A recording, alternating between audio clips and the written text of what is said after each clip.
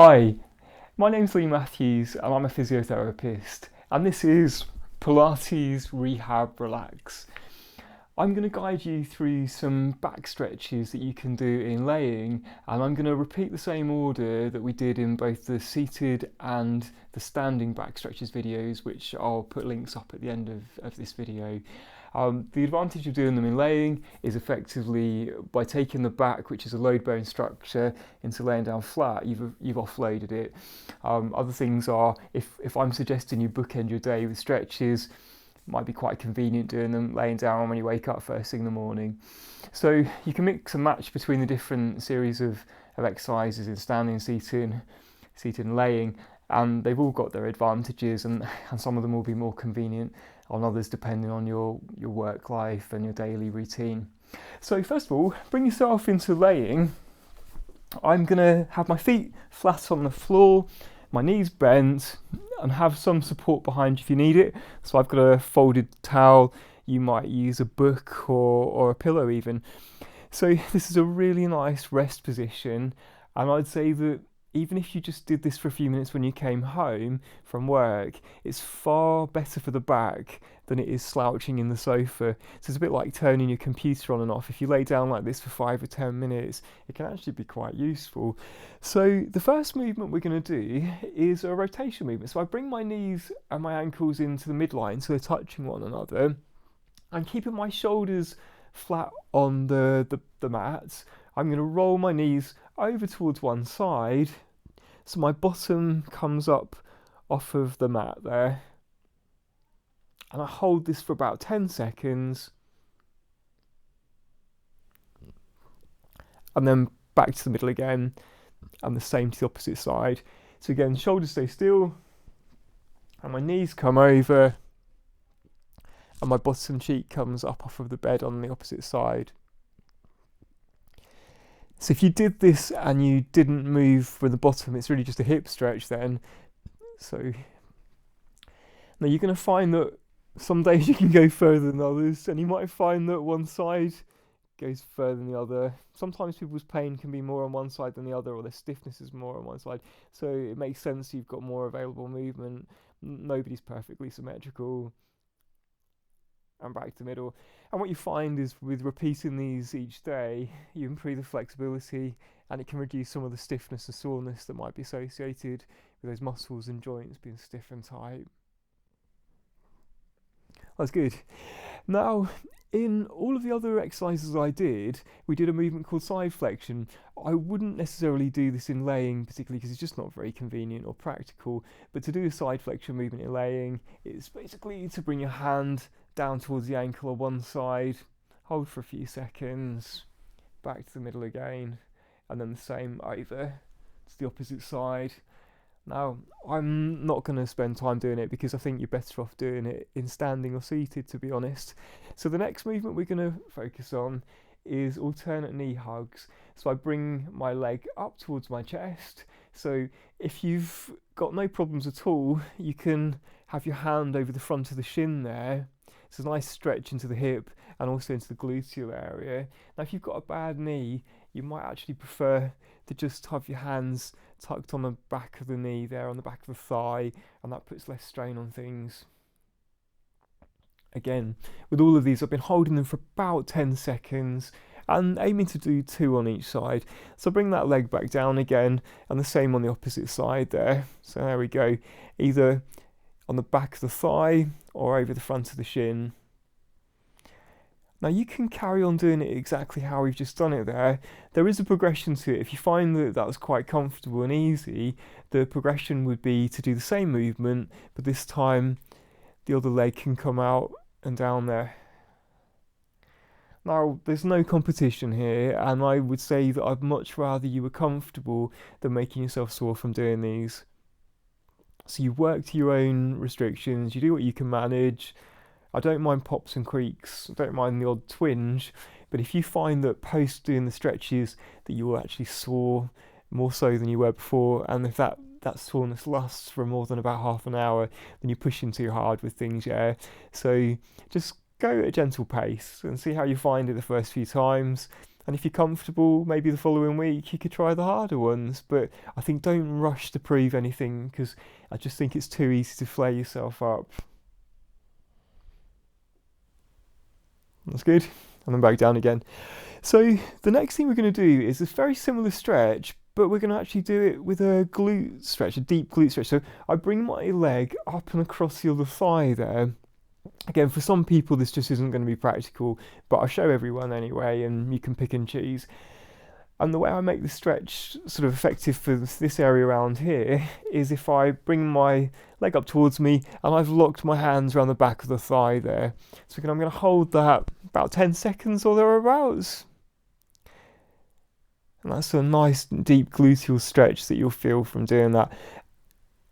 And back down again. So you could just do the old hip to chest thing, but if you wanted to get a little bit more of a stretch that's specific to where you get your symptoms, then definitely feel free to have a go with this one. And again, if you find that you've got sort of leg pain or sciatica pain associated with any back problem, you're definitely going to find it's a lot tighter on one side than the other. So just go gentle on yourself, yeah, and just have a little go each day and see how you find it. There we go.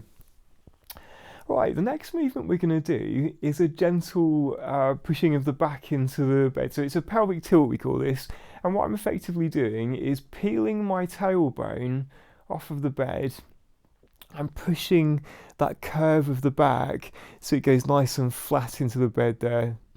So it's almost like a drawing in of the belly button, peeling that tailbone up and pushing the small of the back into the bed there.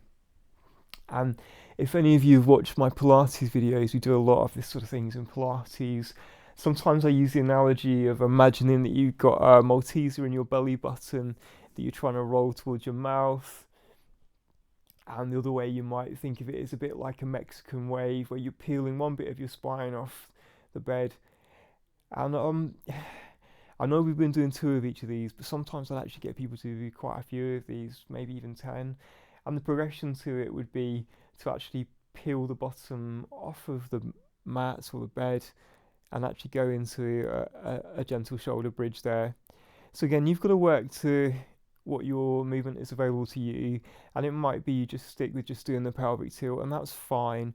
But if you're feeling able, and if you don't mind doing it, that shoulder bridge is good. It's a stretch for the muscles on the front of the thigh, and it really engages your glutes, and your core can get engaged by this as well. So by all means, have a go, and if you fancy a better workout with it, maybe try some of the Pilates stuff that I've got online elsewhere.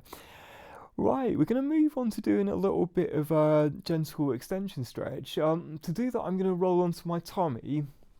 Again, this can be something that can be really useful for some people and really provocative for others with their symptoms. So you work to what your available movement is.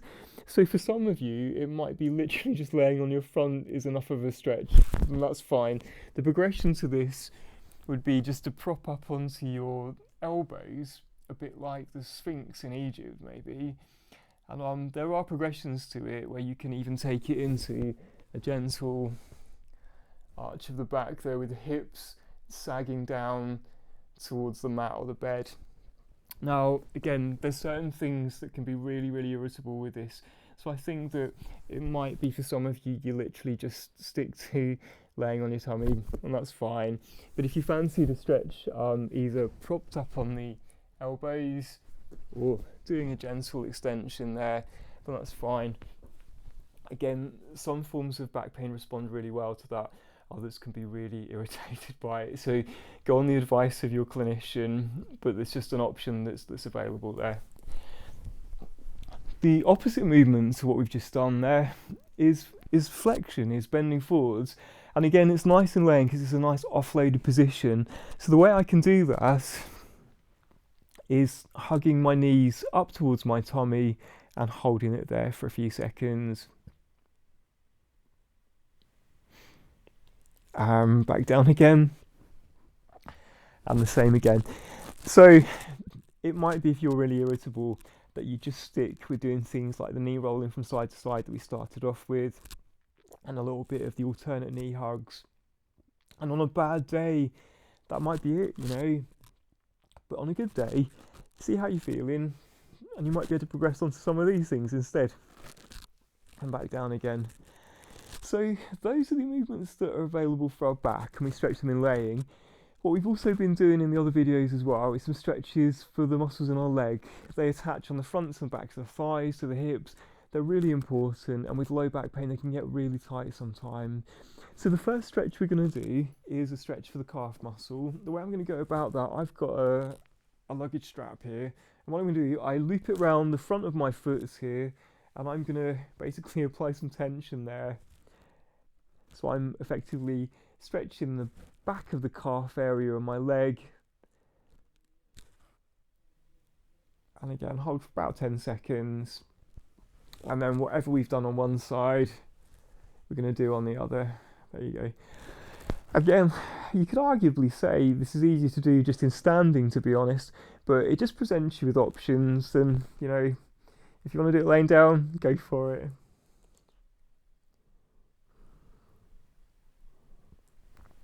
And same on the other side. Oh dear. There you go.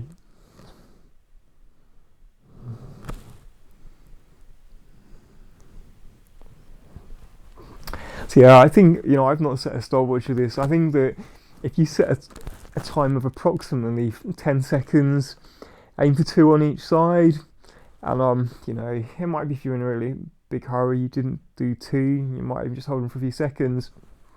My feeling would be you get more success if you try and bookend your day with these.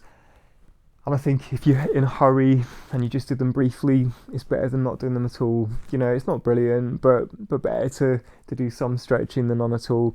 And it might be you do some of them in the shower and standing. You might find you can do some of them laying. So if you integrate them into your day, you're far more likely to have success there.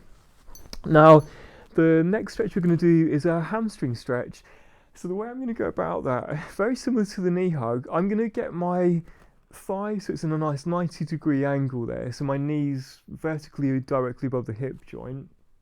I'm going to pop my hands under the back of the thigh there, and then what I'm going to try and do is bring the foot, the toes, up towards the ceiling there. So you should feel a stretch on the back of your thigh when you do this. So there you go.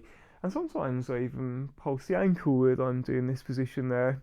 It's just a little bit of a thing that moves the nerve in the back of the leg there as well. So yeah, it's probably about 10 seconds on that side, isn't it? So let's do the same on the other side. So I come back down again, and the same on the other side. So notice when I come up with the knee bent, and then I straighten from that position there, yeah.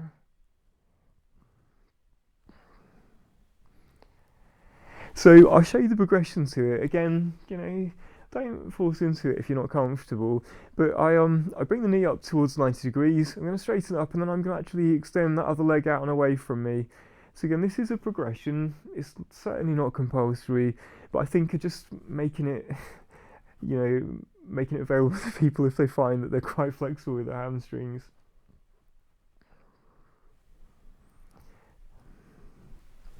Again, if you've got a history of something like sciatica, you'll definitely find you're tighter on one side than the other.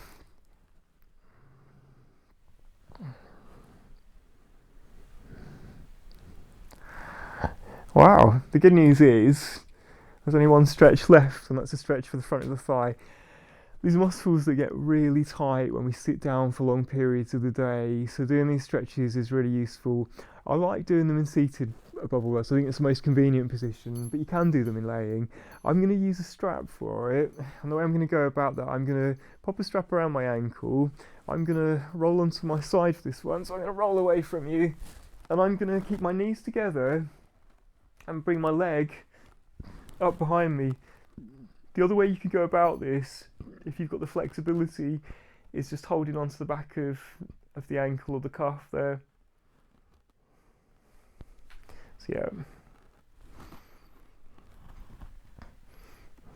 And then obviously whatever you've done on one side, repeat on the other. So again, I roll around. You know, you can even hold onto a trouser leg potentially, but I'm going to bring my leg up behind me and hold that stretch there. And you should feel the stretch, I certainly can. along the front of the thigh there. And if you find those comfortable, the other way would be there.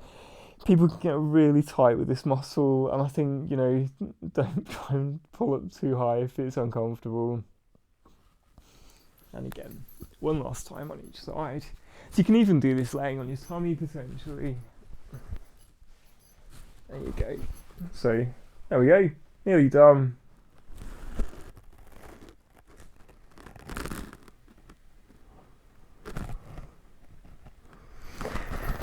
And one last time, there you go. So by stretching each day, not only can it ease soreness, pain and tension, it can improve your quality of sleep. It can mean you can move around more easily. So things like tying up your shoelaces, things that might normally provoke pain and discomfort can actually become easier.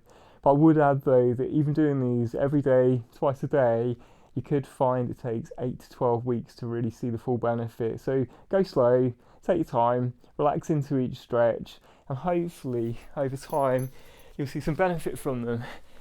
So that's stretching for your back in a nutshell. If you don't like them in laying, check out the videos for in standing and seated, and I'll put the links up right now. Thanks for watching, guys, and don't forget to click like.